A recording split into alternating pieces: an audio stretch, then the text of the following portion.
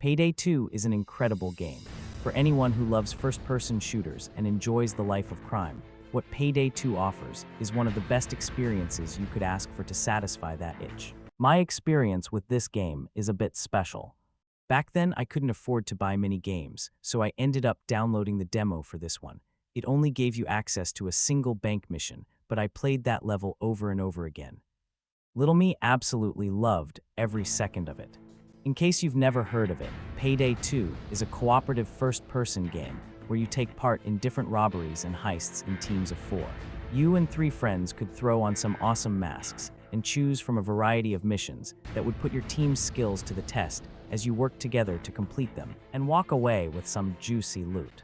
And for those of you who don't have any friends like me, don't worry. They also have an AI system that controls the other heisters. This game is so unbelievably good that even though it came out in 2013, it still has thousands of people playing it today, which is pretty impressive for this type of game. With all the competition and the passage of time, it's only natural for the player count to drop, and it definitely has, but the game is still going strong and continues to keep its developers afloat. Payday 2 has a complicated story behind its success.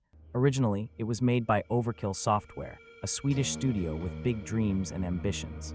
After its founders had to shut down a previous company because of bankruptcy, they created this new studio to keep pursuing their passion for making games. They made the first Payday, which was published by Sony, and it was a success. Then, while they were developing the second game, they realized the budget wasn't going to be enough, and everyone started to panic. But then another Swedish company called Starbreeze Studios, which was also dealing with financial problems, came along and basically said, "What if we combine our wallets? Together we're stronger." That's when it was announced to the world that Starbreeze had bought Overkill, but according to the employees, it was really more of a merger. The point is, they had money now. They were able to finish Payday 2, and they did, and it was a huge success. It was published by 505 Games, an Italian company, and everything seemed to be going great, at least financially. Internally, though, the original founders of Overkill had disagreements, and one of them, the creative director of Payday 2, left the company. The one who stayed wasn't exactly the creative type.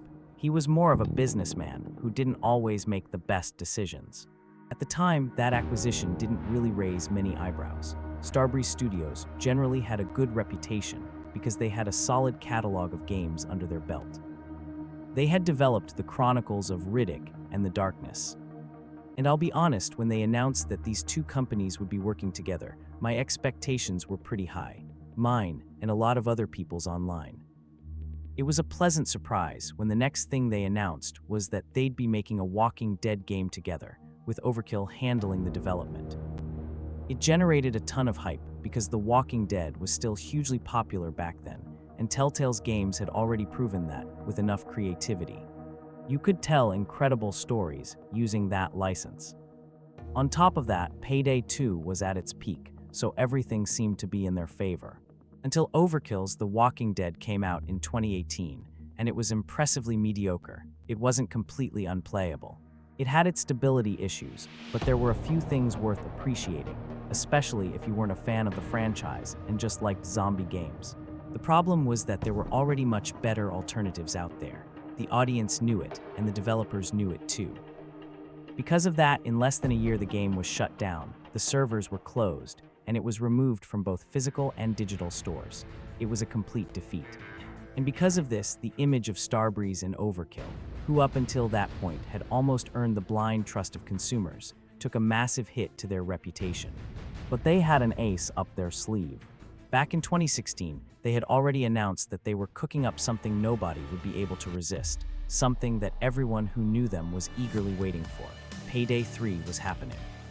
Of course, they announced it in 2016, before their Walking Dead game came out. So while they still had people's respect and appreciation, announcing one of the most anticipated games by their fanbase sent expectations through the roof. And those expectations lasted until Overkill's The Walking Dead finally hit the market. Because of how big of a failure it was, Starbreeze and Overkill started running into financial problems again, and that delayed the development of the third installment by quite a bit. They had to ask for help and make a publishing deal with another company, Deep Silver, so they could finance the development and actually finish the game.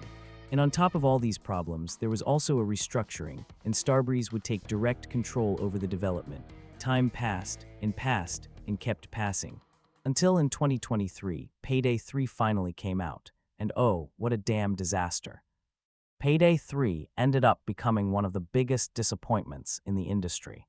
Ignoring the fact that it launched with very little content, and that even to this day its replayability is extremely low, the game came out full of bugs, completely broken. And the AI basically didn't exist. You know, the usual stuff you'd expect from the always reliable AAA industry. But what was worse was that even when it came to basic decisions and multiplayer game development, it felt like Starbreeze had completely lost common sense. One of the most practical things about Payday 2 was its matchmaking system called CrimeNet. Basically, it was a menu where you could see what missions were available. Those were the lobbies, and before starting a game, players could talk, get to know each other, and plan what they were going to do, because this is a game about heists. You need strategy, and for that, communication is important. And since the game gives you multiple ways to complete a robbery and throws different obstacles at you, each player needs to have a specific role to increase the chances of success. Strategy, what's that? Not around here, partner. In Payday 3, you go straight into the mission. Get to know each other and make a plan while you're already playing. That wouldn't have been such a big problem if it wasn't for one tiny little detail, a small and insignificant detail. Payday 3 at launch didn't even have voice chat, a cooperative game with random matchmaking where players couldn't communicate except through a wheel of pre-selected commands. Seriously, playing Payday 3 while remembering what the previous game was like was painful, and the worst part is that there was potential. Maybe it was my own naivety blinding me, but even though something didn't feel completely right, you would tell yourself, okay, but they can fix this, they can patch this isn't that big of a deal. I mean, it's not like the idea of a game being able to redeem itself was impossible in 2023. Other titles had already managed to do it. It wasn't common, but it was a possibility. I wanted to believe they could somehow rescue this disaster. And to be fair, some things have been fixed, maybe not in the best way possible, but they did something. They added voice chat a year later, but it's the always open microphone system, not the way decent games do it, where you have a button you press when you want to talk. No. If you want to talk in Payday 3, everyone is going to hear everything, because yeah, screwed you. Once again, there's something about Starbreeze that just isn't working when it comes to fixing certain things, but why are we complaining about this now? Like I said, Payday 2 is a game that I absolutely loved. And deep down, I always had hoped that Starbreeze would finally pull their heads out of their asses and start making fixes like competent developers. One of the biggest criticisms when Payday 3 launched was that it came without an offline mode. I'm sure we all understand how important this mode is, especially for people who live in places where the internet isn't exactly stable. One way or another, it's something that should exist in most games. And the fact that Payday 2 had it, but Payday 3 didn't, really bothered a lot of players. But the developers said, don't worry, we'll fix it. And well, it only took them a year to add voice chat. Maybe in 5 years we would have gotten some update about the offline mode. For a while, it actually looked like Starbreeze was going to keep their promise. They announced an offline mode, released a beta solo mode, and kept assuring everyone that a true offline experience was on the way. Then, in early October 2025, reality hit. During a developer livestream, franchise general manager Jonas Skantz essentially told everyone, yeah, that's not happening. According to him, the team had good intentions and genuinely tried to make an offline mode work, but in the end, they decided it just wasn't feasible for what they wanted Payday 3 to be. So after 2 years of waiting and being told to just be patient, the offline mode was quietly put out of its misery, joining the long list of promises that somehow never survived development. Obviously, what they really want is to keep adding microtransactions, and FOMO works much better when there's a social aspect where other players are showing off content that you don't have. But the fact that they are actively making this game worse than the previous title is just proof of how lost Starbreeze is when it comes to their goals. They don't want to make Payday 3 a better game. They just want a profitable product, and they aren't even achieving that.